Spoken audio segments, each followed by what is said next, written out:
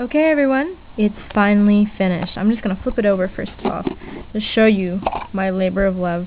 Okay, so I'm just going to turn around this way. You can see the battery part here. Just to explain very briefly what I did, I hope you can see that okay. It looks a little bit dark on my viewer. There's things that solder before, things to solder afterwards. So last video you saw me and I said, oh yeah, I've kind of started attaching things. So I had to finish sort of soldering on. I had the quarter-inch ins and outs were in. The on-off and the battery were all attached, but I didn't have the variable potentiometers or variable resistors put on. So I had to figure out how to put those on. Unfortunately, I think I've put the volume on backwards. So volume is reversed on the other side, but honestly I don't think it's such a big deal. Anyway, I just like to stick my battery down there. The biggest problem with this, or it wasn't really a problem, it was just a headache, was putting in the switches. And those I put on afterwards. I put them in, I soldered wire to them, and then I put them in one at a time and then soldered them to the board. So by the time I got to the very last one, it was pretty much like concrete. Like it was really hard to move the PCB and actually get the last wire in. I could have gone in from on top, but I figured, you know, less wire going from underneath. And it's better to make sure you've got contact this way. Anyway, so that's the insides of it. Let's play with it. Let's see what it's like on the outside.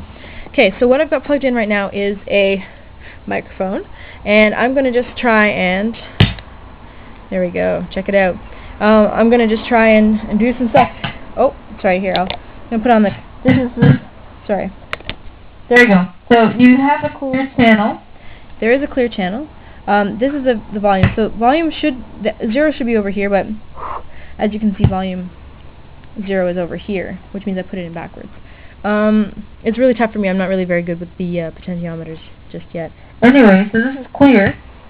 You have pitch up, pitch down, variable pitch, which goes with this knob, distortion, and robot voice. So basically, you need one of these two to make any noise that's interesting. These don't work on their own.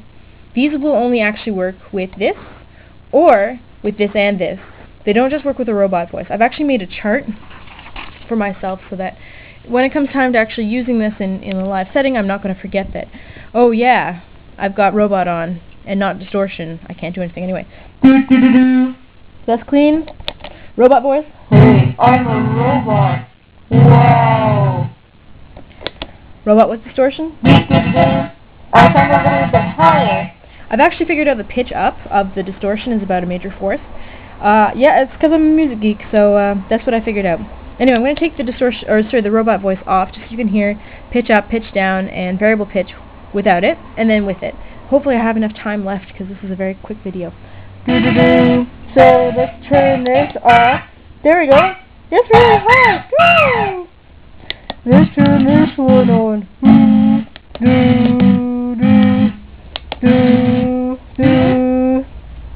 Okay.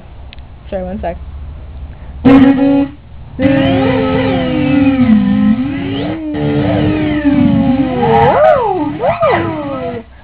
Just imagine how awesome that would be with a sample running through it. Here we go. Oh, sorry, I've got to... See, this is the other thing.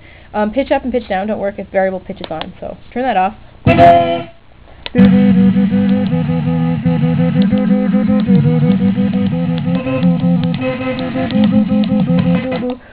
So those have interesting combinations note-wise if they're both on together. Anyway, let's do some stuff with the robot on too.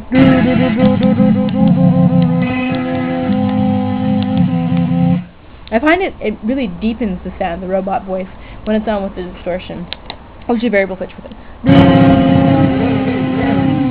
Anyway, I think the video is just about out of time, so there you go. If you have any questions, let me know, and I will address them in